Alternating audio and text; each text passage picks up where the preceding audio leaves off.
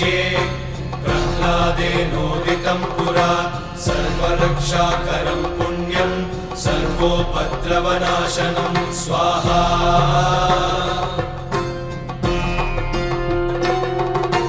सर्वसम्पत्करं चैव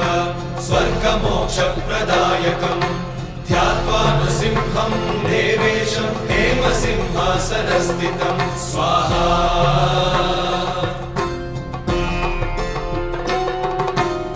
विवृत्तास्यं त्रिनयनं शरदिन्दुसमप्रभं लक्ष्म्यालिङ्गितवामाङ्गं विभूतिविरूपाश्रितं स्वाहा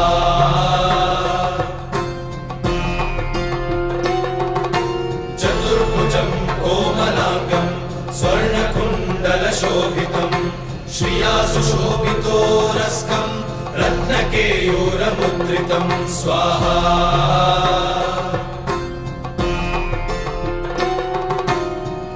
काञ्चनसङ्काशं पीतनिर्मलवाससम्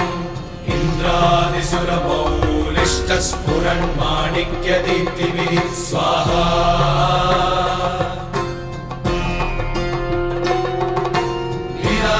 लीलाहितपदद्वन्द्वं शङ्खचक्रादिहेतिभिः गरुत्मता च विनयात् स्तूयमानं मुदान्वितं स्वाहा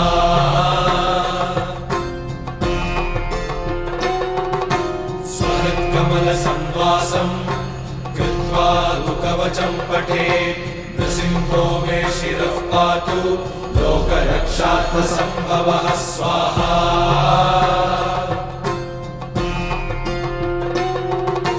सर्वगोपिस्तम्भवासः फालं मे रक्षतु ध्वनिं नृसिंहो मे दृशौ पातु सोमसूर्याग्निलोचनः स्वाहा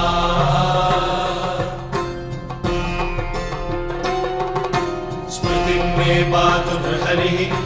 मुनिवर्यस्तुतिप्रियः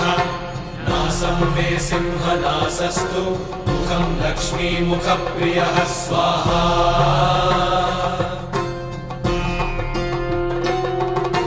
सर्वविद्याधिपः पातु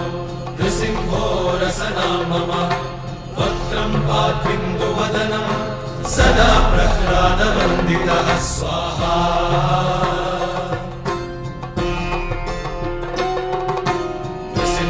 पातु मे कण्ठं स्कन्धौ भूधरार्थकृत्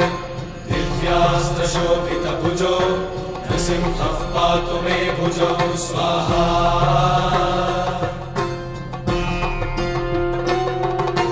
करौ मे देववरदो नृसिंहः पातु सर्वतः हृदयं योगिसाध्यश्च निवासं पातु मे हरिः स्वाहा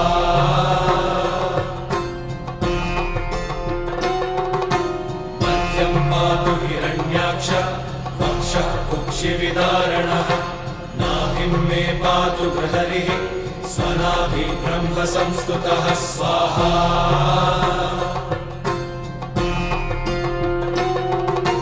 ब्रह्माण्डकोटयः कट्यां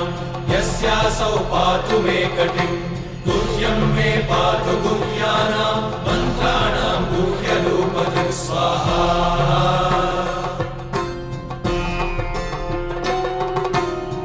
मनोभवः पातु जानुमीनररूपधृक् जङ्घे पातु धराभारहर्ता योऽसौ नृकेसरी स्वाहा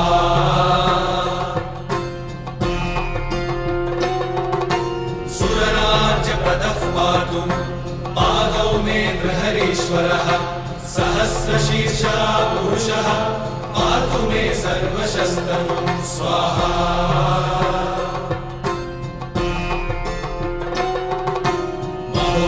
पूर्वतः पातु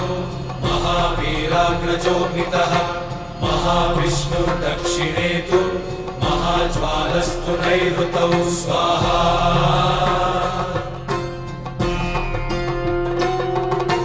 पश्चिमे पातु सर्वेषु दिशि मे सर्वतोमुखः नृसिंहः पातु वायव्यां सौम्यां भीषणविग्रहः स्वाहा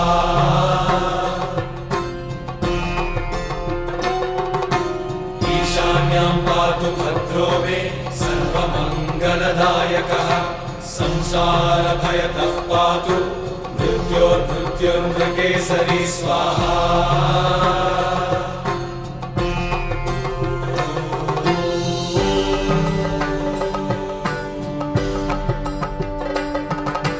गर्जन्तं गर्जयन्तं